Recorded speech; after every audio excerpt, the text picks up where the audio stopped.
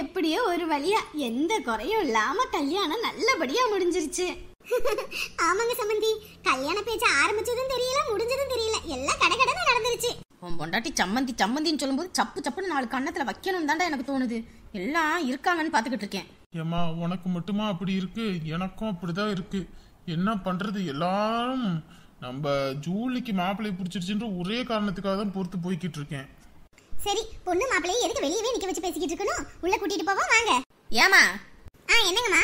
ஏமா கல்யாணம் அப்படியேவா உள்ள கூட்டிட்டு போக முடியும்? இந்த ஆர்த்தி கரைச்சி ஊத்தி தான் கூட்டிட்டு போகணும். அதை போய் எடுத்துட்டு வாங்க. ஓ அதெல்லாம் இருக்குல்ல, நான் மறந்துட்டேன் பாருங்க. ஐயோ அத்தை, அதெல்லாம் இல்லைனாலும் என்ன, கூட்டிட்டு போவோம். ஏண்டியம்மா, நான் சொல்றது எதையும் நீ செய்யக்கூடாதுன்னு ஒரு முடிவோட கங்கணம் கட்டிக்கிட்டு இருக்க, அது எனக்கு தெரியும். இருந்தாலும் இதெல்லாம் முறைப்படி பண்ணணும். அம்மா வயசானவங்க, பெரியவங்க, அவங்க சொல்றதை நம்ம கேட்கணும்ல. போய் அதை எடுத்துட்டு வாப்போ. இந்தா போறேங்க. வீட்டில் தான் வாயை வச்சுட்டு கம்முன்னு இருக்காதுன்னு பார்த்தா வந்த இடத்துலையும் அப்படிதான். இதுக்கு தான் இதை கூட்டிகிட்டே போவேன்னு சொன்னேன். இந்த மனுஷன் கேட்டாரா? இதில் வேற போகும்போது ஒத்த படையா போகணும், ரெட்டை படையா போகக்கூடாதுன்னு சொல்லி இதையும் ஏற்றி போட்டுக்கிட்டு போன மாதிரி ஆகிப்போச்சு. இதுதானே குங்குமத்தை தண்ணியில ஊற்றி கரைக்கணும், அவ்வளோதானே. கரைச்சி எடுத்தாச்சு, எடுத்துட்டு போவேன். இப்ப எவ்வளவு நேரம் இங்கே நின்றுட்டு இருக்குது? வீட்டுக்குள்ள போவோம். இரியா, அம்மா அந்த வந்துருவாங்க, கொஞ்ச நேரம் இரு.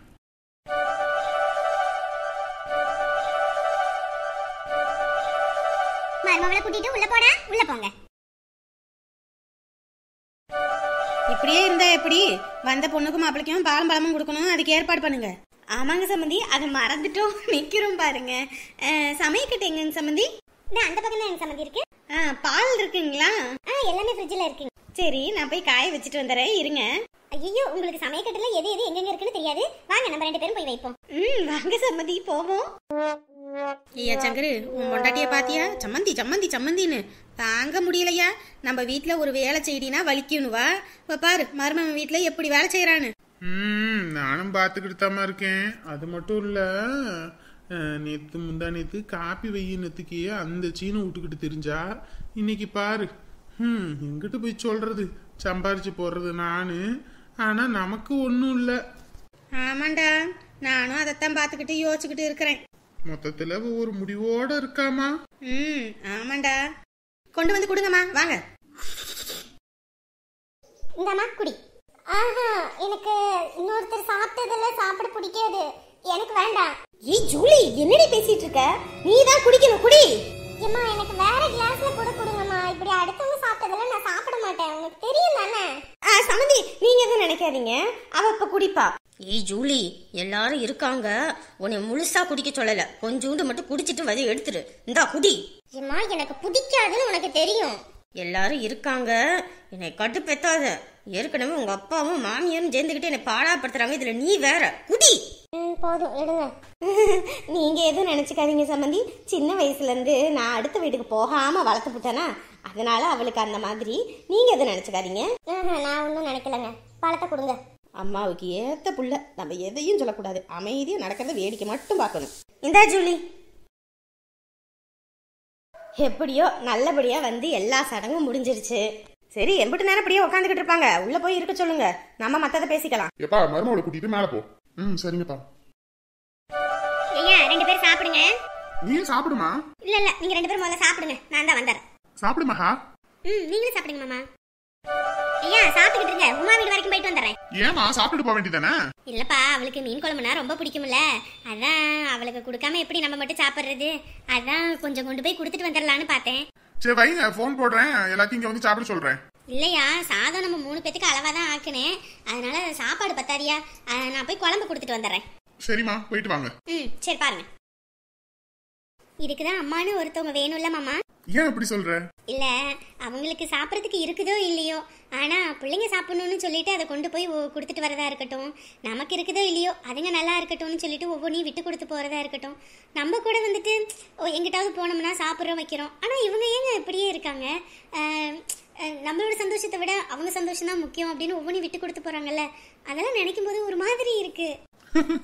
அது எல்லாருக்குமே அப்படிதான், அவங்களுக்கு அந்த உணர்வு அப்படியே வந்துடும். இப்ப நீ ஏன் பாரு, நமக்கு பசங்க எல்லாம் வந்ததுக்கு அப்புறம் நீ உனக்காக வச்சுக்கிறியோ இல்லையோ, அவங்களுக்காக தான் எல்லாம் செய்வ.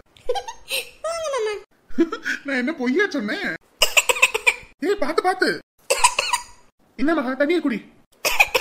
இதுக்குதான் பார்த்து சாப்பிடணும்னு சொல்றது. பாரு எப்படி பொறையேறுதுன்னு. இன்னும் கொஞ்சம் குடி. இல்ல மாமா, போதும், நின்றுச்சு. இப்போ உனக்கு சரியாயிருச்சுல? வேற ஒண்ணும் இல்லல்ல? இல்ல, ஒண்ணும் இல்ல. பொறுமையா சாப்பிடு. நீ மகா, என்னாச்சு? ஏன் அழற? இல்ல மாமா, என் மேல நீங்க இவ்வளவு அன்பா இருக்கீங்க, எனக்கு ஒண்ணுதான் துடிச்சு போறீங்கல்ல, அதான் அதை நினைச்சு நீ என்ன அறியாம ஒரு மாதிரி. ஏ மகா, உனக்கு ஒண்ணுனா நான் தானே வரணும். என்ன இப்படி பேசிட்டு இருக்க? சாப்பிடு. தங்கமே ஆனாலும் என் மாமா மனசுக்கு ஈடாகாது. என் மாமா சொக்க தங்கம் தான். என்ன பார்வை? சாப்பிடு. சாப்பிடுறேன். என்னடி ஜூலி, எதனால உடனே போன் பண்ணு. அப்பா நான் இருக்கேன், சரியா? எதை நினைச்சு வருத்தப்படக்கூடாது. நம்ம குடும்பத்தை விட்டு இங்க தனியா வந்து இருக்கோமே அப்படின்லாம் நினைக்க கூடாது. இனிமே இதுதான் உன்னோட குடும்பம். உன் கல்யாணத்தை எப்படியெல்லாம் நடத்தணும்னு ஆசைப்பட்டேன். ஆனா அப்படியெல்லாம் எதுவும் நடக்க முடியல. இருந்தாலும் அழாதடா. நீ அழறத பார்த்து ஜூலி ஆளும் இல்ல. இத்தனை நாள் வரைக்கும் நம்ம வீட்டுல வச்சிருந்த பிள்ளைய பார்க்க முடியல. ஏன் அழறீங்க? இதுவும் உங்க வீடு மாதிரி தான். எதுக்கு இப்படி அழுதுகிட்டு? பிள்ளைங்க வாழ தானே வந்திருக்கிறா, சந்தோஷமா இருப்பா, எந்த குறையும் வராது. நாங்க நல்லா பாத்துக்கிறோங்க. ஜூலி, குடும்பம் 1000 இருக்கும். நம்ம வீட்டுல மாதிரி பிடிவாதமெல்லாம் பண்ணக்கூடாது. இருக்கிறத வச்சு வாழ பழகிக்கணும், சரியா? அவருங்க 2 பேரும் எம்பிட்டு நேரம் தான் பேசுவீங்க. நானும் என் பிள்ளைகிட்ட 2 வார்த்தை பேசிக்கிறேன். ஜூலி, அம்மா இவ்வளவு அவசரமா அப்படி ஒரு கல்யாணத்தை பண்ணி வச்சுட்டே நினைக்காதம்மா. அம்மா எது பண்ணாலும் உன் நல்லதுக்காக மட்டும்தான் பண்ணுவேன். உனக்கு என்னைக்கு எந்த கெட்டதும் நினைக்காத ஒரே ஜீவன் நான் மட்டும்தான்டாம்மா. அதெல்லாம் பண்ணிட்டல்ல, இப்ப எதுக்கு நடிக்கிற? தயவு செஞ்சு கிளம்பு. என்னடி இப்படி பேசுற? வேற எப்படி உங்ககிட்ட பேசுவாங்க? உன்னால என்ன பண்ண முடியுமோ அதை சிறப்பா பண்ணிட்ட. இதுக்கு மேலே உன் நடிப்பை நான் நம்புறதுக்கு தயாரா இல்லை. தயவு செஞ்சு கிளம்பிடு. நான் வீட்டுக்குள்ள போறேன். யாரடி, உனக்கும் உங்க அப்பனுக்கும் இப்ப புரியாது. இன்னும் கொஞ்ச நாள் கழிச்சு புரியும். அம்மா நமக்கு நல்லது தானே பண்ணியிருக்கான்னு. அப்ப என்கிட்ட வருவல்ல, அப்ப பாத்துக்கிறேன் உன்னைய. என்ன அம்மாவும் பொண்ணும் குசு குசுன்னு பேசுறீங்க? கொஞ்சமா சத்தமா பேசினா நாங்களும் கேட்போம்ல. அது ஒண்ணும் இல்லைங்க சம்மந்தி.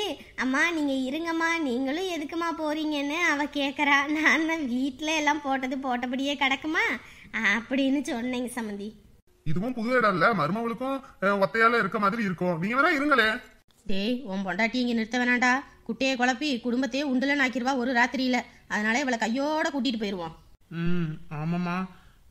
ஜானகி, ஏங்க சம்மந்தியம்மா இருந்துட்டு வர சொல்றாங்க. நான் வேணா இருந்துட்டு வரட்டுமா? உனக்கு வீட்டுல நிறைய வேலை இருக்குமா? வா நம்ம போவோம். சரிங்க, நாங்க போயிட்டு வரோம். பாத்து வாங்க. அப்பா ரொம்ப பாவம். இன்னும் எனக்காக எவ்வளவுதான் கஷ்டப்படுவாருன்னு தெரியல.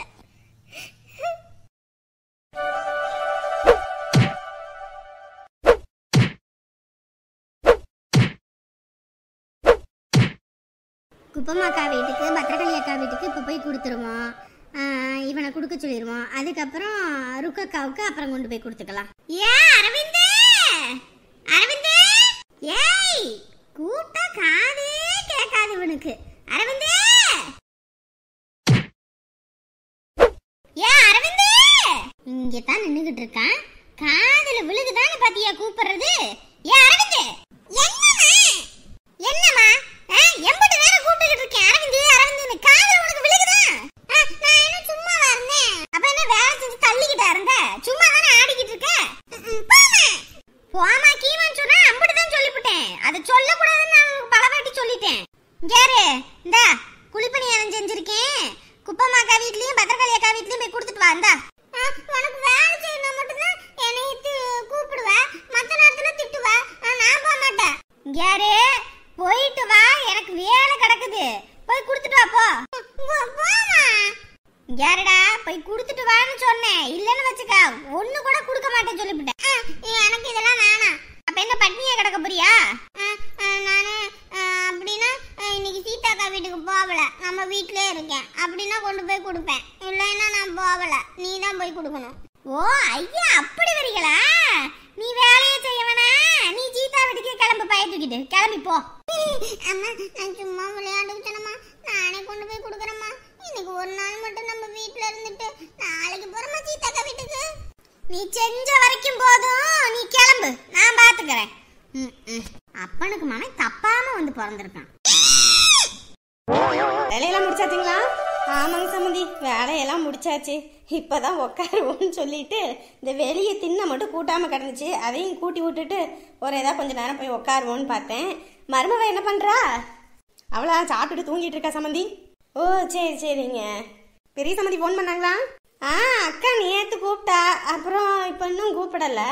அது சரி, காலையில் ஒரு விடிய காத்துல ஒரு 3 மணி 4 மணி இருக்கும், ரொம்ப என்னமோ கத்திக்கிட்டு சத்தம் போட்டுக்கிட்டு இருந்த மாதிரி இருந்துச்சு. அப்புறமேட்டுக்கு பார்த்தா கார் போணுச்சு. இவங்க உங்கள் பெரிய ஒரு வீட்டில் தான் எல்லோரும் கிளம்பி போன மாதிரி இருந்து. எல்லாம் எங்கே போனாங்க? என்ன வீடும் பூட்டி கிடக்கு? தெரியலைங்களே, நீங்கள் சொல்லவும் தான் எனக்கு தெரியுது. எப்பயும் அத்தை வருவாங்க, இன்னைக்கு காலையில் வரவும் இல்லை வீட்டுக்கு. என்னன்னு தெரியல. நான் என்னடா வெளியே என்னமோ இப்படி சத்தமாக கிடக்கு அப்படின்னு சொல்லிட்டு தூக்கத்துலேருந்து எந்திரிச்சு வந்து பார்த்தேன் ஜன்னல் வெளியே. இவங்க எல்லாம் காரில் கிளம்பி போனாங்க. அதான் சரி எங்கே போகிறாங்க என்னன்னு தெரியல. நீங்களும் போவீங்க போல இருக்கு, ஒரு வார்த்தை கூட சொல்லலையேன்னு நினச்சேன். என்ன எதுன்னு தெரியலீங்களே. 2 பேர்த்தையும் தான் பார்க்கணும்னு வந்தேன். 2 பேரும் இங்கே தான் இருக்கீங்களா? வாமுதா, தூக்கம் இல்லைண்ணா? அரவிந்துக்கு தான் லீவ் விட்டாங்களே, வீட்டில் தானே கிடக்கணும். ரோட்ல ஒன்ன போக விட மாட்டேங்கிறாங்க. அதை வாங்கி கொடு, இதை வாங்கி கொடு, எனக்கு திங்கிறதுக்கு வேணும் வேணும்னு பாடா படுத்துறான். டே காசு இல்லடா, காசு வரட்டும் வாங்கி தரேனாலும் கேட்க மாட்டேங்கிறான். அதனாலதான் கொஞ்சம் மாவு ஊற போட்டு பணியாரம் செய்வோம் அப்படின்னு சொல்லி ஏதாவது செஞ்சு கொடுப்போம்னு இதை செஞ்சேங்க. சரி நமக்கு மட்டும் என்ன, எல்லாத்துக்கும் கொடுப்போம் அப்படின்னு சொல்லி தான் எடுத்துட்டு வந்தேன். இந்தாங்க சாப்பிட்டு பார்த்துட்டு எப்படி இருக்குன்னு சொல்லுங்க. லீவ் விட்டாலே இப்படிதான், வீட்டில் இனி இருக்க விடாதுங்க பாருங்க. ஆமாக்கா, இதுங்களை மேய்க்கிறதுக்கே ஒரு ஆள் வேணும் போல இருக்குது. அத்தை இருந்தாங்கன்னா அவங்க பார்த்துப்பாங்க, அவங்களும் மறுபடியும் வேலைக்கு போயிட்டாங்க. அதனால தான் நம்மளே இதெல்லாம் பார்க்கறதா இருக்கு. வெளியே தான் போயிட்டு வராங்க போல இருக்கு. மாமா கருதா அது. என்னங்க மாமா, எங்கேயோ வெளியே போயிருந்தீங்களாமா? சொல்லவே இல்லை. சொல்லாம கொள்ளாம எங்க போனீங்க? ஏங்க உள்ள வாங்க, வெளியே என்ன பேச்சு? கம்முனு போ அத்தா, வீட்டுக்கு வந்தாச்சுல, கம்முனு இரு. அதையம்மா கேக்குறீங்க? ஜூலிக்கு கல்யாணம் ஆயிடுச்சு. கல்யாணம் ஆயிடுச்சா? என்னம்மா சொல்றீங்க? சொல்லாம கொள்ளாம கல்யாணமா? அப்படியெல்லாம் இல்லைங்க, நம்ம வீட்டுல ஒண்ணு இருக்குதே, அதுதான் யாருக்கும் சொல்லக்கூடாது வைக்க கூடாதுன்னு ஒரே இது. அதனாலதான் போய் இது என்னமோ பண்ணுவோம் அப்படின்னு சொல்லி கல்யாணம் முடிச்சு வச்சுட்டு வீட்டுல விட்டுட்டு வந்துட்டோம். என்ன மாமா, அதுக்குன்னு யார்கிட்டையும் சொல்லாம கொள்ளாம காதுங்காது வச்ச மாதிரி? அதுவும் இப்பதான் மாப்பிள்ளை வீடு வந்தாங்க. நாங்கெல்லாம் கூப்பிட்டோம்னா வந்து எதுவும் செய்ய மாட்டோம் வைக்க மாட்டோம்னு நினைக்கிறீங்களா மாமா? அதான் ஒதுக்கி போட்டீங்களா? குப்பமா, அப்படி பேசாத குப்பமா. ஏற்கனவே நாங்க 2 பேரும் மனசு நொந்து போய் வந்திருக்கோம். நீயும் இப்படி பேசினா எப்படி? ஏமா, நான் தாம்மா நினைச்சேன் இங்க இருக்கிறவங்க எல்லாரும் நம்ம சொந்தம் வந்த மாதிரி, நம்ம எல்லாரும் நம்ம ஒரு விசேஷனா ஒன்னா கூடி உக்காந்துருந்து பேசி சிரிச்சு கலகலன்னு கொண்டாடி அதுக்கப்புறம் எந்த விசேஷமா இருந்தாலும் நடத்துவோம்னு நினைச்சேன். ஆனா இப்படி எல்லாத்தையும் ஒதுக்கி போட்டீங்கல்ல. சரி விடுங்க, நீங்க பணக்காரவங்க, நாங்க ஏழைப்பட்டவங்க. எங்களை எப்படி உங்களுக்கு கூப்பிட்டு மத்தியில நிறுத்த தெரியும்? ஐயோ தங்கச்சி, நான் அப்படியெல்லாம் நினைக்கலமா. நீ அப்படியெல்லாம் பேசாத. நானே மனசு நொந்து போயிருக்கேன். இவ படுத்தின பாடுல கல்யாணம் பண்ணியே ஆகணும், இல்லைன்னா நான் ஏதோ பண்ணிக்குவேன்னு மிரட்ட ஆரம்பிச்சுட்டா. நான் என்ன பண்ண முடியும்? 300 பவுனு போடணும்ட்டாங்க. 200 பவுனு எப்படியோ போட்டாச்சு. இன்னும் 100 பவுனு 1 மாசத்துல போடுறேன்னு சொல்லி பேசிட்டு வந்திருக்கா. நான் என்ன பண்றதுன்னே தெரியல. எனக்கு அப்படியே ஒரு மாதிரி இருக்குது. எனக்கு ஏதாவது வந்துடும் போல இருக்கு. ஐயோ அண்ணே, அப்படிலாம் இல்லைண்ணே. உன்னை அண்ணே அண்ணேன்னு நான் என்ன வெறும் வார்த்தைக்காக கூப்பிட்றேன், இல்லை அம்மாவையும் அம்மா அம்மான்னு வெறும் வார்த்தைக்காக கூப்பிட்றேன். கூட பிறந்த பிறப்பா தானே நினச்சி நம்ம எல்லாம் பழகணும். இப்படி ஒதுக்கி போட்டிங்களேன்னு தான் கவலை, வேற ஒன்றும் இல்லை. தப்பா நினச்சிக்காதீங்கண்ணே. உங்களுக்கும் 1000 கஷ்டம் இருக்கும். அந்த அக்காவுக்கு ஆதியிலேருந்தே எங்களை பிடிக்காதுன்னு எனக்கும் தெரியும். இருந்தாலும் ஒரு நட்பாசைத்தானே. சரி, நல்லபடியா கல்யாணம் ஆகி நல்லபடியா இருந்தா அதுவே போதும். நம்மள கூப்பிடல வைக்கலினாலும். சரிம்மா, எனக்கு ஒரு மாதிரி படப்படன்னு வருது. நான் போய் கொஞ்ச நேரம் படுக்கிறேன், அப்புறமேட்டுக்கு பேசுவோம். ஏன் ஆஸ்பத்திரி எதுவும் போயிட்டு வருவோமாயா? இல்லம்மா, மாத்திரை இருக்கு, போட்டு படுக்கிறேன். யாரும் தப்பா நினைச்சுக்காதீங்கம்மா. எங்களுக்கே என்ன, அந்த வீட்டில் தான் இருக்கேன் நான். என்னையவே ஒதுக்கிவிட்டு போகலான்ட்டா. அப்புறமேட்டு காலையில் பையனும் சண்டை போட்டு எங்கள் அம்மா கூட்டிகிட்டு போயே ஆகணும்னு சொல்லி எதாவது கூட்டிகிட்டு போனான். இல்லைன்னு வச்சுக்க, என்னையும் ஒதுக்கிவிட்டு தான் போயிருப்பாங்க. ஏத்த சின்ன பொண்ணுக்கு கல்யாணம் பண்ணும்போது அண்ணி எப்படி சொன்னாங்க, எல்லாத்தையும் கூப்பிடணும், எல்லாரையும் அசர வைக்க கல்யாணம் பண்ணணும் அப்படி இப்படின்னு சொல்லிவிட்டு யாருக்குமே தெரியாமல் கல்யாணம் பண்ணாதான் கஷ்டமாக இருக்குது. நம்ம செய்கிறோம் செய்யலை அது அடுத்த விஷயம். நம்ம வீட்டு கல்யாணம்னு எல்லாத்தையும் இழுத்து போட்டு நம்ம பண்ணுவோம்ல. இப்படி எல்லாம் மறைச்சு போட்டிங்கன்னு தான் வருத்தம், வேற ஒன்றும் இல்லை. எல்லாம் மருமகனும் ஒருத்தியை கூட்டிகிட்டு வந்திருக்கேல்ல, அவளை சொல்லணும். இவனும் சொல்லிக்கிட்டு தான் இருக்கான், என் புள்ள வாழ்க்கைக்கு மட்டும் ஏதாவது ஒன்று ஆகட்டும், அதுக்கப்புறம் வந்து வீட்டில் இருந்த பாடு இல்லைன்ட்டான். நடக்கட்டும், எது நடக்குதுன்னு நினைக்கிறதோ நடக்கட்டும். நம்ம எதையும் பேசக்கூடாது, அமைதியாக நின்று ஒதுங்கி நின்று பார்க்கணும். ஹலோ ஃப்ரெண்ட்ஸ் அண்ட் ஃபேமிலி, எல்லாரும் எப்படி இருக்கீங்க? நிச்சயம் எல்லாரும் நலமா இருப்பீங்க நம்புறோம். நம்மளோட வீடியோ உங்களுக்கு பிடிச்சிருந்துச்சுன்னா மறக்காம லைக் பட்டனை தட்டி விடுங்க. ஏன்னா நீங்க கொடுக்குற ஒவ்வொரு லைக்ஸ்னா மேற்கொண்டு நிறைய வீடியோஸ் அப்லோட் பண்றதுக்கு நமக்கு ஒரு மோட்டிவா இருக்கும். இன்று பிறந்த நாள் கொண்டாடுவோர் மூட்டி நாயக்கன்பட்டி பாபு. இவர்களுக்கு வாழ்த்துக்கள் சொல்வது ஜோதி ஆல்பர்ட். நீங்கள் அனைவரும் நீடோடி வாழணும் நான் கடவுள்கிட்ட பிரார்த்தனை பண்ணிக்கிறேன்.